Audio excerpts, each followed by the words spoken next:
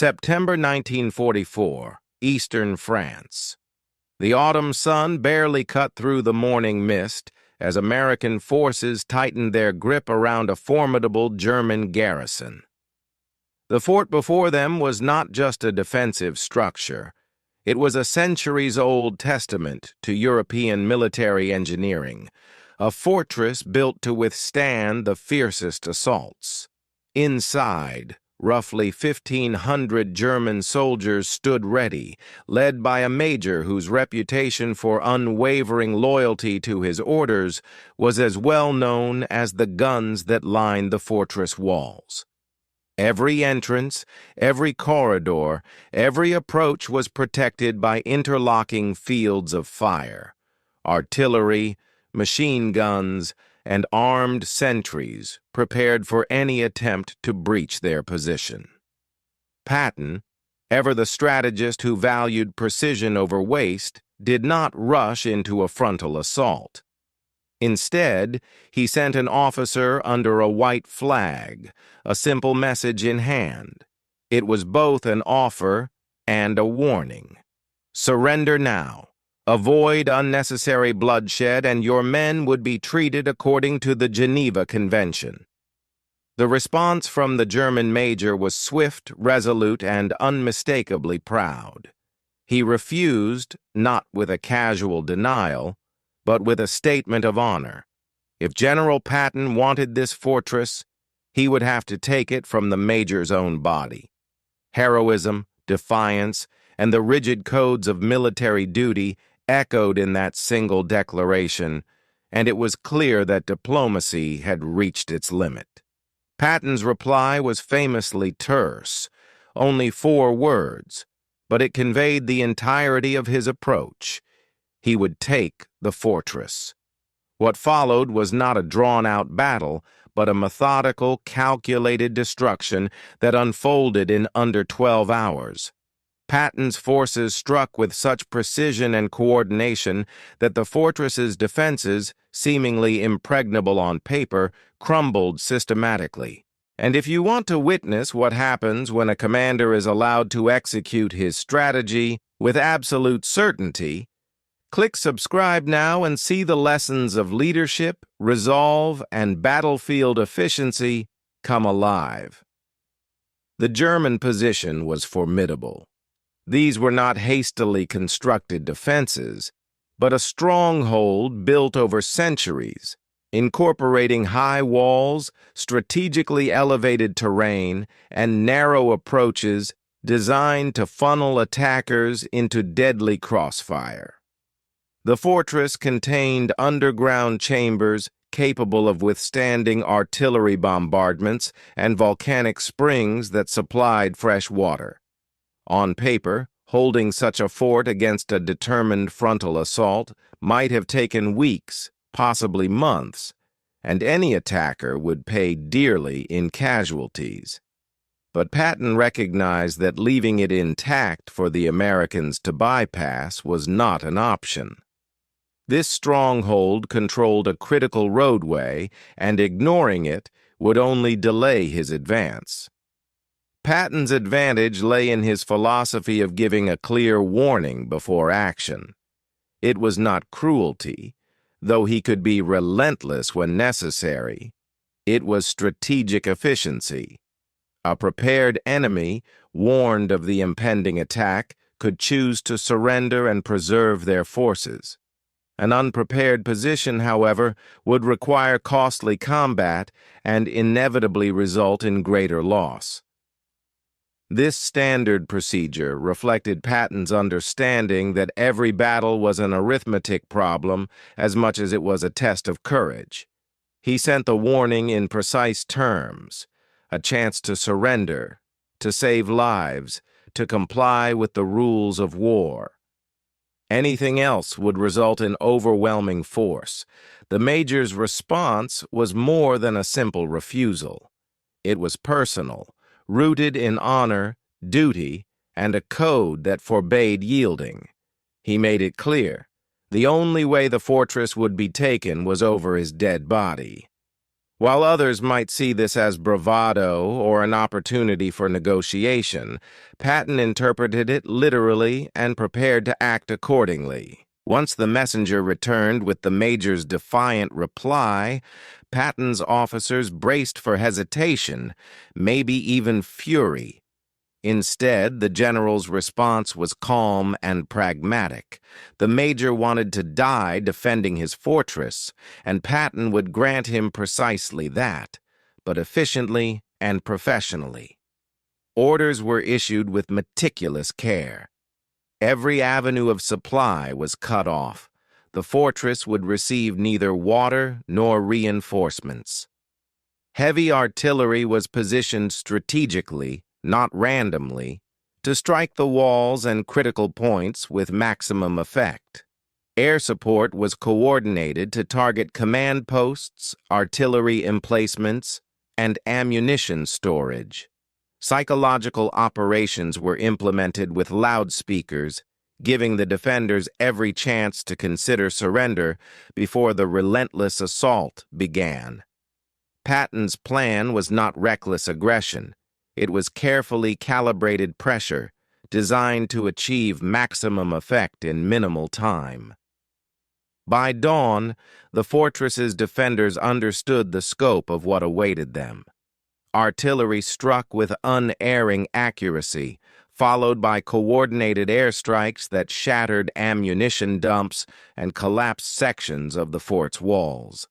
Loudspeakers continued to offer terms of surrender, and small groups of German soldiers began to yield, realizing that their resistance was futile. The operation demonstrated the effectiveness of disciplined planning, clear communication, and the willingness to exploit the choices of one's enemy. Patton's forces advanced methodically, every move precise, every strike measured. By midday, the fortress was neutralized, walls breached, artillery silenced, and command structures destroyed. Casualties on the American side were minimal, a testament to the thoroughness of the preparation. The major, as he had demanded, fell in the process, and many of his men either died or surrendered. The aftermath further underscored Patton's leadership. He ensured that wounded German soldiers received proper medical care alongside American casualties, exemplifying a philosophy that combined ruthless efficiency with professional ethics. Victory, in Patton's view, was not about unnecessary slaughter, but about achieving objectives decisively while maintaining discipline and moral authority. This fortress, though a single event in the vast sweep of the war, became a lesson in leadership, strategy, and the consequences of defiance. Patton's ability to act decisively on a literal interpretation of his enemy's statement illustrated a timeless principle. Dramatic words can carry consequences when faced with a commander prepared to enforce them. For American soldiers, it was a confirmation of Patton's reputation. For German officers, a warning that words alone could dictate fate. If you want to explore more stories of leadership, the cost of choices, and the extraordinary precision of historical battles, subscribe now and follow the journey through history's most defining moments. The first light of dawn revealed the calm before a storm meticulously orchestrated by Patton's command. American artillery units had been positioned overnight, every battery precisely calculated to hit critical points of the fortress. Unlike chaotic barrages of the past, these were not indiscriminate. Every shell had a target. Every crew knew the coordinates of walls, towers, and underground chambers. The defenders could hear the distant rumble of preparation, the careful movement of heavy guns, yet had no idea exactly when the first strike would land. Patton understood that the anticipation itself was a weapon, sowing doubt and unease within the fortress. Every minute stretched the tension, forcing the German soldiers to confront the reality of their situation. Their heroic defiance could not withstand modern firepower. At the designated hour, the first salvo fell with devastating precision. Walls that had withstood centuries of siege began to crack under the relentless pounding. Sections of the fort's exterior collapsed, sending stones and rubble cascading down the slopes. Artillery was immediately followed by targeted strikes from American P-47 Thunderbolts, each dive carefully timed to hit ammunition depots and command posts. These were not carpet bombings. There was no wasteful scattering of munitions. Each bomb and shell was aimed to neutralize the fortress's ability to fight back, to break the structure and, simultaneously, the morale of those inside. Inside the fort, the effect was catastrophic. The major, steadfast in his resolve, barked orders to reorganize defenses, to return fire, to maintain morale. German artillery crews scrambled to respond, but they quickly realized that any attempt to engage the Americans directly would result in immediate annihilation. Counter-battery fire from American units neutralized their guns almost as fast as they were brought online. Every shot they fired was met with an even more precise and lethal response. The once imposing fortress, which had seemed impenetrable from the outside, was being systematically dismantled in a methodical and almost surgical fashion. Loudspeakers boomed across the courtyard and ramparts, repeating the ultimatum in German. The voices were calm, yet unmistakably authoritative. Surrender now. Preserve your lives. Avoid unnecessary deaths. Some small pockets of soldiers began to consider the offer, weighing survival against loyalty to a commander who demanded death as a badge of honor. The psychological impact of Patton's approach was evident. The major's insistence that only through his own death could the fortress fall had paradoxically accelerated the crumbling of his force's will. Soldiers who might have fought to the last man now understood the futility of their position and began to see surrender as a rational choice, not a betrayal.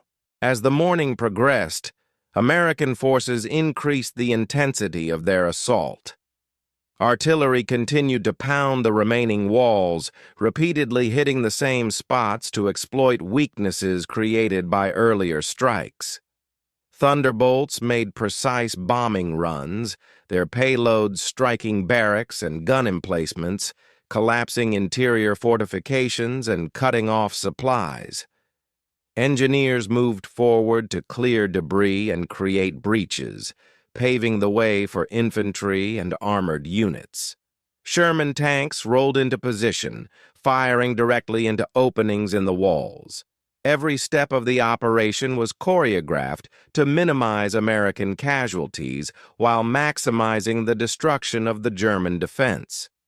The defenders, trapped between an overwhelming force and a fanatic leader, began to fracture. Small groups of soldiers attempted to maintain positions, only to see their comrades surrendering or being incapacitated by precise artillery and airstrikes. The major's threats to execute those who yielded became irrelevant in the face of absolute destruction and unrelenting pressure. The fortress that had once symbolized German determination and military engineering prowess was being reduced piece by piece. Yet even as the outer walls crumbled, the American forces maintained discipline, ensuring that their advance was orderly, controlled, and calculated. By mid-morning, the first breaches were wide enough for infantry to begin entering. Engineers cleared obstacles, while tanks provided suppressing fire to prevent concentrated resistance. Inside, German soldiers faced the stark reality of their situation. Escape was impossible. Continued resistance meant certain death, and surrender was the only viable choice for survival. Groups emerged cautiously, hands raised, moving towards the American lines. The major remained defiant, attempting to rally his men, but his influence had eroded. His orders could not withstand the weight of coordinated, overwhelming power. The systematic nature of the assault prevented chaos. Unlike typical assaults on fortified positions, where confusion and panic often result in random slaughter, this operation was methodical. Every gun emplacement neutralized, every barricade dismantled, and every soldier faced with a clear, inevitable choice: fight and die or surrender and live. By approaching the battle with discipline, precision, and careful planning, Patton ensured that the destruction of the fortress was total yet efficient. American losses were minimal, confined to sporadic defensive fire, while German casualties mounted in predictable ways. By late morning, the fortress's central structures were in ruins. Ammunition depots had detonated under aerial bombardment, creating secondary explosions that tore through interior positions. Artillery strikes had reduced towers to rubble, while Sherman tanks and infantry pushed through the remaining breaches. Loudspeakers continued their warnings, offering final chances to surrender. The psychological warfare was as effective as the physical bombardment. Soldiers who had initially stood resolute began to emerge, hands raised, stepping into the controlled custody of American forces. The major, true to his word, met his end in the midst of the final assault. A small group of loyalists perished with him, unwilling to yield even as the fortress fell around them. Their deaths, though dramatic, underscored the consequences of absolute defiance in the face of overwhelming force. The rest of the garrison either surrendered or were incapacitated.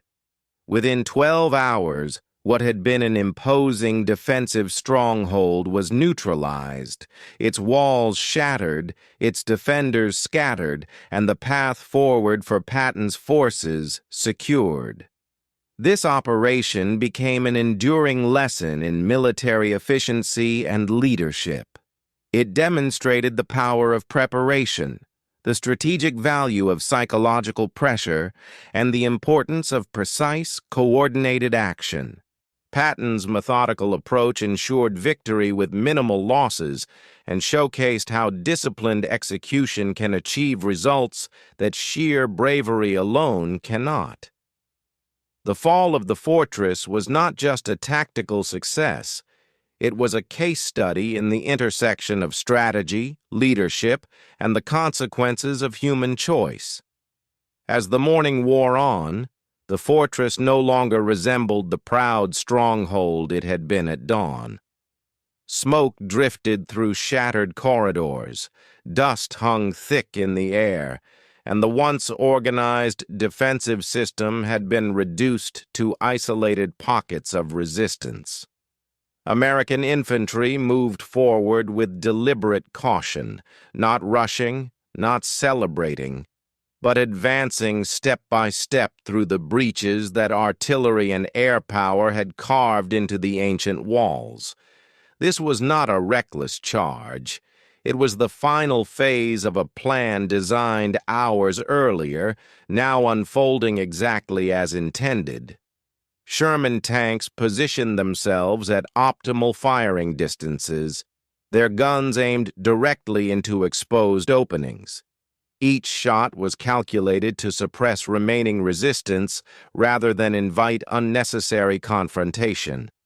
Engineers followed closely, clearing debris, disabling traps, and opening paths for infantry units. Flamethrower teams were brought forward, not as instruments of terror, but as tools to eliminate bunkers and underground chambers that could still harbor defenders. The fortress, once a maze of layered defenses, had become a shrinking series of disconnected positions. Inside, the German soldiers faced an impossible reality. Their command structure was effectively gone. Communication lines had been severed by precision strikes, and officers who might have coordinated a defense were either wounded, killed, or cut off from their men. Orders no longer reached the front lines, and rumors spread faster than facts. Some believed reinforcements might arrive. Others thought the Americans would eventually pause. But as the ground shook with each tank round and the walls echoed with the sound of collapsing stone, the truth became undeniable. The fortress was lost. Groups of German soldiers began to surrender in larger numbers. They emerged cautiously from ruined corridors and broken walls, hands raised, eyes wide with exhaustion and fear. American troops received them professionally, disarming them, directing them to the rear, and providing immediate medical attention to the wounded. There was no celebration, no cruelty. The men on both sides understood that this phase of the battle was no longer about glory. It was about survival and control. The major, however, refused to accept the inevitable. He moved between the remnants of his command, attempting to enforce discipline through threats and appeals to duty. In his mind, surrender was worse than death, and he believed that his own resolve could still inspire his men to hold. But the fortress itself contradicted him. Every shattered wall, every destroyed gun position, and every surrendered soldier undermined his authority. His vision of heroic sacrifice no longer aligned with the reality faced by those under his command. American loudspeakers continued to broadcast messages in clear, deliberate German. They described what had already happened, what was happening now, and what would happen next. This was not propaganda in the traditional sense, it was a countdown. The voices explained that further resistance would only result in more destruction, more deaths, and no change in the outcome. They reminded the defenders that surrender guaranteed life and proper treatment. For many, this clarity was decisive. The choice had never been more obvious. As American infantry pushed deeper into the fortress, resistance became sporadic and disorganized. Short, violent encounters erupted in corridors and bunkers, only to end quickly when defenders either fell or surrendered. The careful coordination between infantry, armor, and engineers ensured that no position was assaulted blindly. Every movement was covered, every threat neutralized with overwhelming precision. This approach stripped the battle of its chaos, turning what could have been a brutal bloodbath into a controlled operation. Eventually, attention turned to what remained of the command center. Intelligence gathered from prisoners and reconnaissance indicated that the major was still there, holding out with a small group of loyal soldiers. The structure had already been damaged by airstrikes, its entrances partially collapsed, its interior shaken by repeated artillery impacts. American units surrounded the area, sealing off all escape routes. Once again, surrender was offered. Once again, it was refused. The final confrontation was brief and decisive. When American soldiers entered the ruined command post, the major fired his sidearm in a last futile act of defiance. There was no dramatic exchange of words, no symbolic gesture.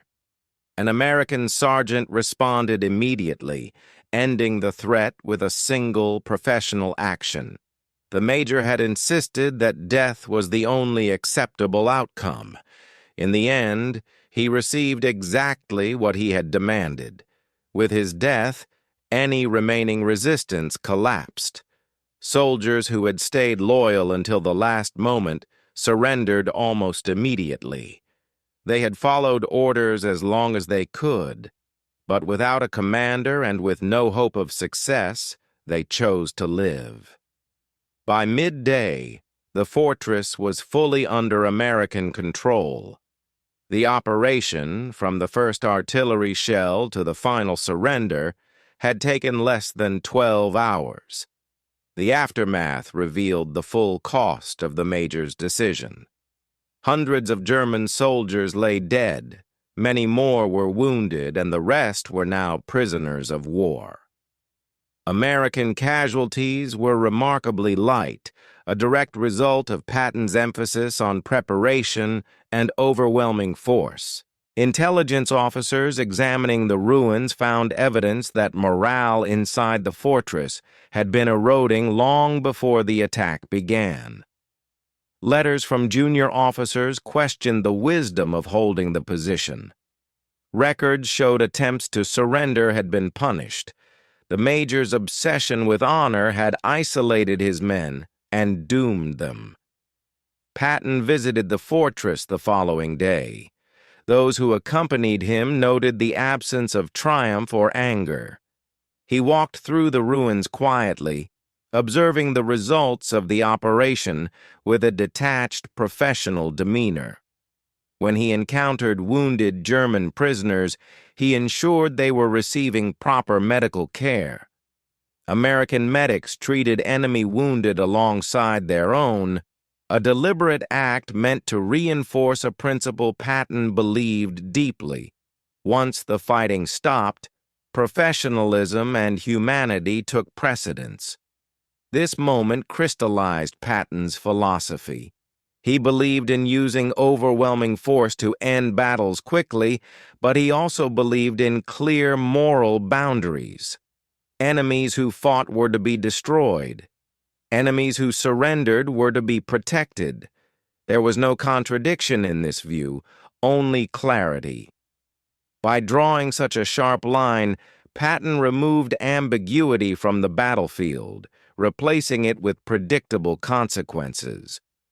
The fall of the fortress spread rapidly through both American and German ranks. Among American soldiers, it reinforced their confidence in Patton's leadership and methods. Among German officers, it served as a stark warning. This was not a story of cruelty for its own sake, but of consequences. When Patton issued an ultimatum, it was not a bluff. It was a statement of intent, and those who ignored it did so at their own peril. The Third Army continued its advance almost immediately. The fortress, which might have delayed operations for weeks, had cost them less than half a day. Roads once blocked were now open. Supply lines moved forward. The war pressed on, indifferent to the ideals and personal codes that had driven one major to his death. The lesson was brutal, but clear. Dramatic defiance may sound noble, but it does not alter reality when faced with overwhelming power and precise execution. The major believed his death would inspire his men. Instead, it accelerated their surrender and ensured unnecessary losses. Patton, by contrast, achieved his objective with speed, discipline, and minimal cost to his own forces. The fortress had fallen, its walls shattered, and its defenders either dead, wounded, or in American custody. Yet the significance of what had transpired extended far beyond the immediate tactical victory. Patton's operation was a lesson in the intersection of leadership, psychology, and battlefield efficiency. A demonstration of how decisions, statements, and actions resonate far beyond a single engagement. The fall of the fort became a story that circulated rapidly, not only among American soldiers who witnessed their general's precision and discipline firsthand, but also among German officers who came to understand the consequences of underestimating the resolve and clarity of a commander like Patton. For the Americans, the operation reinforced confidence in the principles that had guided Patton's campaigns throughout the European theater. Preparation, coordination, and decisiveness were not abstract concepts. They were practical tools that allowed a smaller or equally matched force to overcome fortified positions with minimal losses. The soldiers observed the effectiveness of combining artillery, armored units, air support, engineering teams, and psychological operations. Every element had been calculated to complement the others, producing a cumulative effect far greater than the sum of its parts. Discipline, patience, and methodical execution turned what could have been a protracted, costly siege into a concise, overwhelmingly successful assault. Meanwhile, the German officers who survived were forced to reassess their assumptions about the Americans and their approach to warfare. The story of the major, who had insisted that only his death would permit the fortress to fall, became a cautionary tale. His personal code, rigid honor and dramatic defiance, had not inspired his soldiers to heroic resistance as he had hoped. Instead, it accelerated their surrender, leaving many dead or wounded unnecessarily. Others observed the precise, systematic way Patton had neutralized the fortress and concluded that negotiating with American forces required both respect and realism.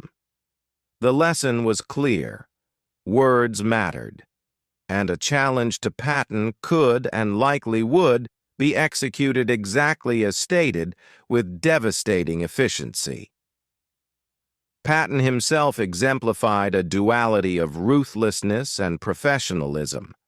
While the assault on the fortress was executed with overwhelming force, there was a clear moral line.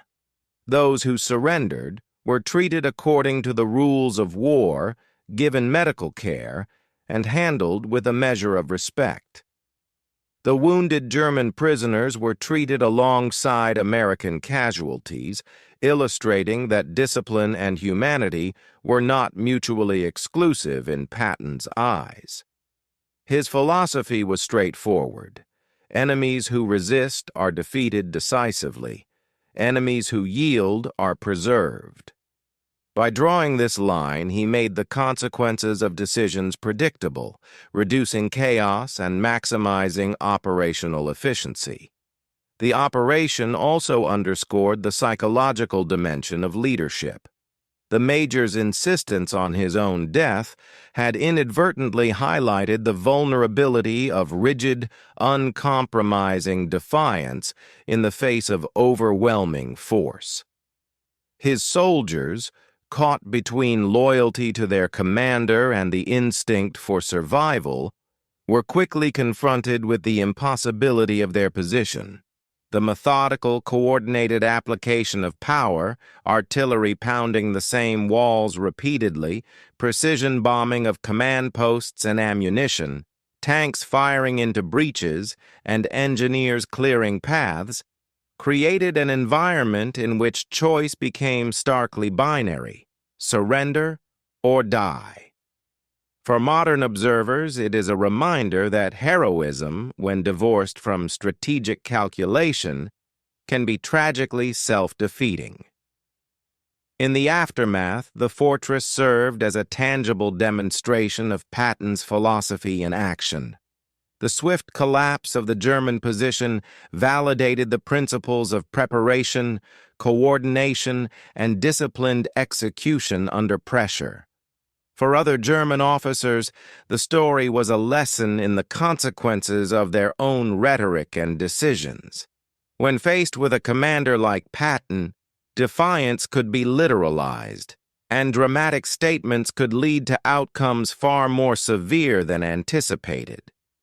The psychological effect rippled through the ranks.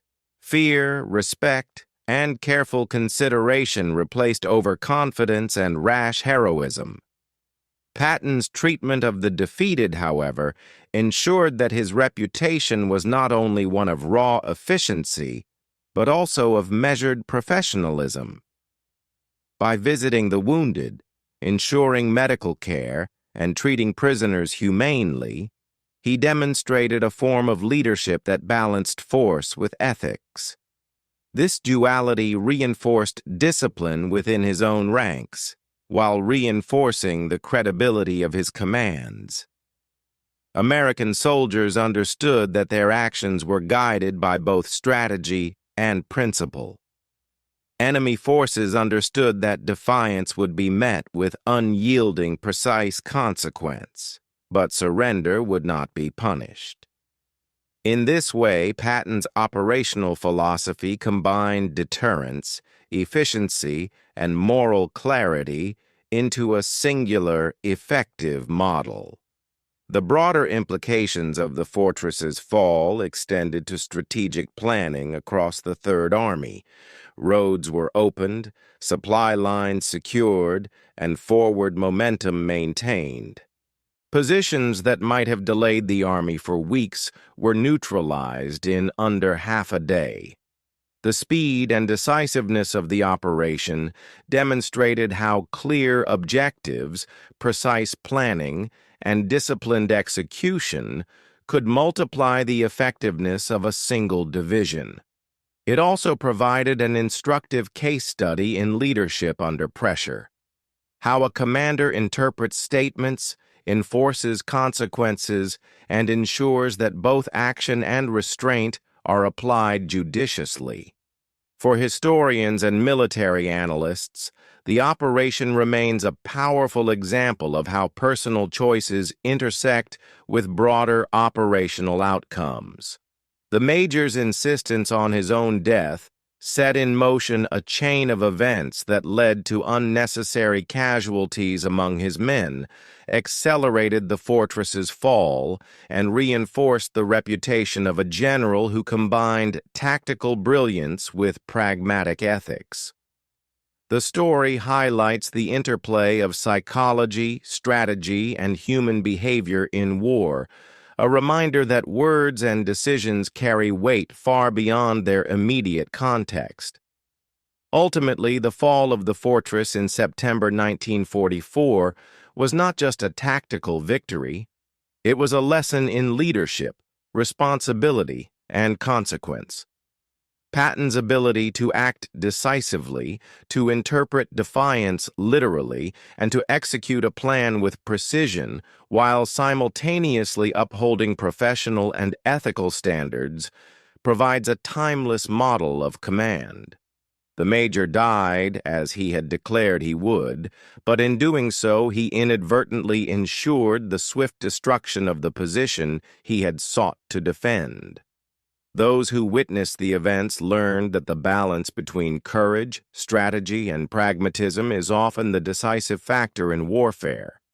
If you want to explore more stories of leadership, strategy, and the high stakes of decision-making in history's most intense moments, subscribe now and follow along. These are lessons not just in war, but in understanding the consequences of choices, the precision of action, and the extraordinary impact of leadership under pressure.